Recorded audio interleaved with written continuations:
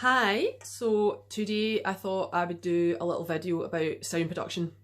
So sound production is something that as a string player, as a violinist or a viola player, you are going to have to understand both the mechanics of the instrument and you're going to have to understand what you have to do physically. Now, when you play an instrument, you should probably feel exhausted by the end of your practice session. If you don't feel exhausted and you don't feel like you've actually used some muscles in both your left arm, probably feeling it across here, depending on what kind of studies you're doing, you might well feel it down your forearm, you might well feel, something in the shoulder from actually holding up the instrument. The bowing arm as well. I can remember times playing like really slow, quiet music, such as maybe like the Elgar Nimrod, when I was in youth orchestras, sort of 5th, 6th year, and feeling it was absolutely exhausting playing so quietly and so slowly. If you can't feel that and you're not feeling it, you're doing something really, really wrong on your instrument. So there's the combination of either having to attack the string and putting that energy being the operative word here, and effort into that to get that really, really big, full, loud, and possibly gritty sound depending on the piece, versus something really quiet and slow, and you having to really, really think about the bow distribution and how hard or not that you're pressing into the string. If you've not come to realise this by now, then today is for you. So let's start with the mechanics of the violin. So obviously this is not my violin, this is a little violin. Sorry, the stickers are actually down the wrong way, but it's because I've got the camera here. So obviously we all know this is our fingerboard here. Fingerboards are for fingers, not bows.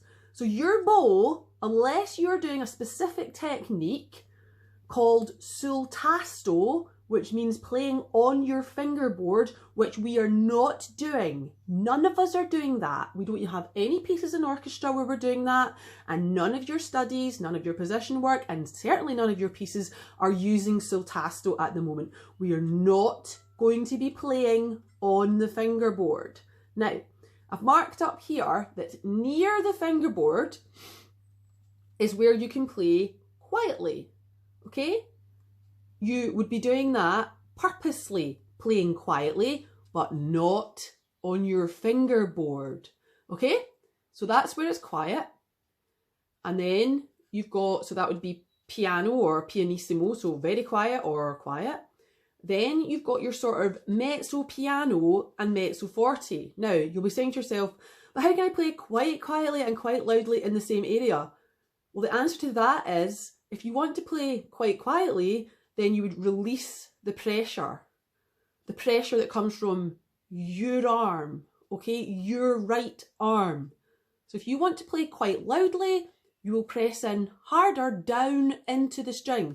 Strings bend, they bend. Think of pushing down into a marshmallow. So that string, you can push it down and then it'll come back up again, okay? So unless you're doing something very, very silly, you're not going to break a string by pressing down into it. Okay, so that's our medium. So you can either play quite quietly by releasing the pressure or quite loudly, okay, by pressing down. Now, here near your bridge, you can play loudly. And again, how loud that's going to be and how much grit you're going to get, and the grit will be more likely to be coming on the G and the D string, by pressing hard down into the string near the bridge, okay? So quiet is near your fingerboard, not on it, never on it. We need to stop playing on our fingerboards, and we'll come to another reason why that's happening in a wee minute as well. Then you've got your medium, and then you've got your loud. I would suggest that you try literally playing open strings in those areas, and another little trick you can do is to hold the scroll while you do that. I'm just going to swap in for a more sensible sized instrument. That's an 8th.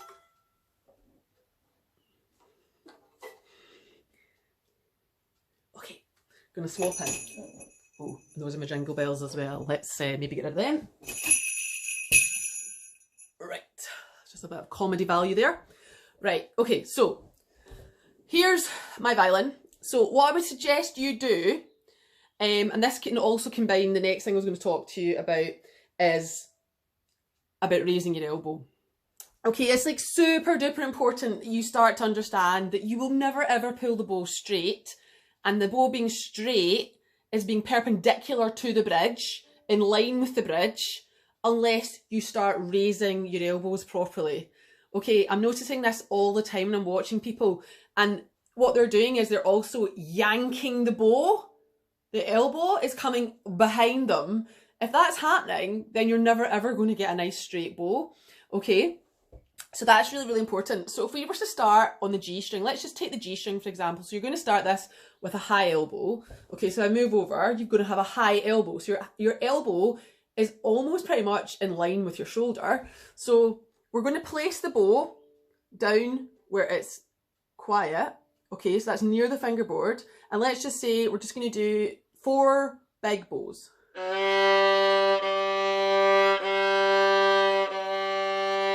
Okay, then you can pull it up further into the in-between stage, which is your mezzo piano, mezzo forte. So this is me going to do mezzo piano here.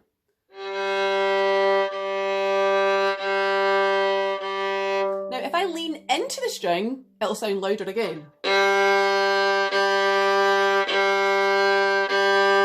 And even there, I'm starting to get some grit. Now, if you pull the bow further towards your bridge, we're definitely getting a lot more grit there. And that's fine. That's absolutely fine, because you might want that. You might want that in the beginning of a piece. So take the Bruch Violin Concerto. You want to make a really big sound at the beginning.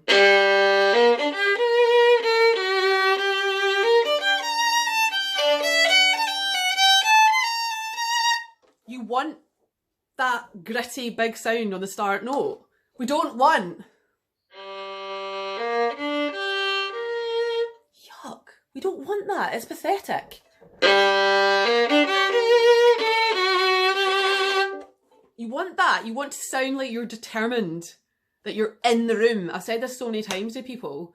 You've got to make the audience see you, hear you, feel your presence. And they can't do that. They're not going to get that atmosphere from you, particularly in that kind of piece, if you're not putting your all into this. But I think the basic thing that I'm trying to get across today is that if you don't understand the mechanics, loud, not so loud, quiet, just don't do it. Do not play here. Then we're not going to get anywhere, and it doesn't matter how many hours you practice. You practice scales, you prepare for associated board exams. If you don't understand the mechanics and you cannot get your elbow up and you continue to play in this lethargic, lackadaisical manner, you're never going to sound passionate. You're never going to have that big, massive, filling a hall type sound. And I'm not suggesting that everybody wants to be a concert violinist, but in orchestra, I want you to sound loud. There's bits in there we need to come bursting in. We need to have those loud dynamics. So it's really, really important that we get that. Okay, so raising elbows. So raising elbows again, and the other thing that has come to my attention so many times this year is the lack of enthusiasm for the up bow, okay? You need to make sure that your up bows, I'm going to go into A string, you need to make sure that your up bow is as enthusiastic, really, as your down bow. Now, your down bow will always be easier to play than an up bow because of gravity. It's easy just to let your arm, let's just imagine there's no violin oboe there, just drop. You have to use more energy as a human being to raise your arm than to drop it. Okay, we're all innately lazy. We're human beings. We're all lazy. But you have to get over that hump so that you can create an amazing sound on your instrument. So we have to have even downs and ups. So down, all the way to the tip, and pushing back. Now I'm saying pushing. You need to push. You're using more energy. And push. And you're pulling. And you are pushing. Now, A string's an interesting one. I'm going to come like a little bit further over here so you can see what happens to my elbow on the up bow. So it's down the way, but when I push up on my A string, oh, my elbow's coming up. Now, what happens with the bow there? I'm pushing that, the elbow is rising to make a straight bow.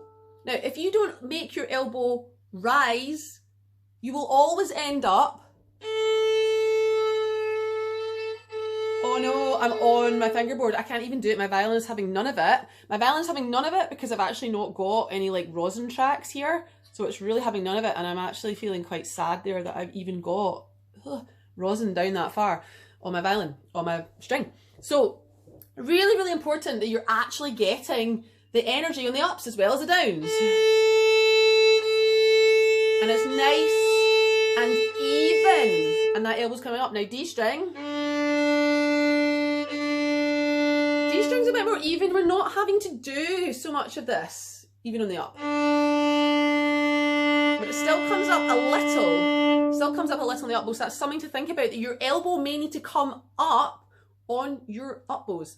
Okay, so you can practice this, the combination, if you're using just like a simple study. You can think about maybe doing repeated notes. I'm doing something from the Kreutzer that I've set a couple of you.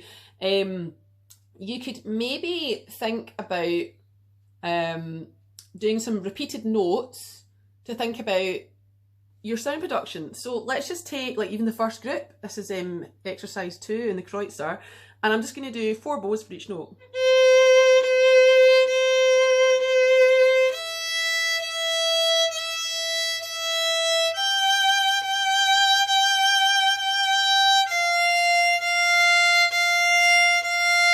I've managed to keep that bow here in the sort of mezzo forte section, and I am actually leaning in. I'm leaning in to that, maybe just because I'm enjoying playing my violin today. So when you take that into just playing the notes just normally, hopefully you're not going to be straying. I think what you're going to have to do with sound production is slow everything down. You might even need to spend lots and lots of time on open strings, just feeling what it's like to pull the bow in. So you might want to do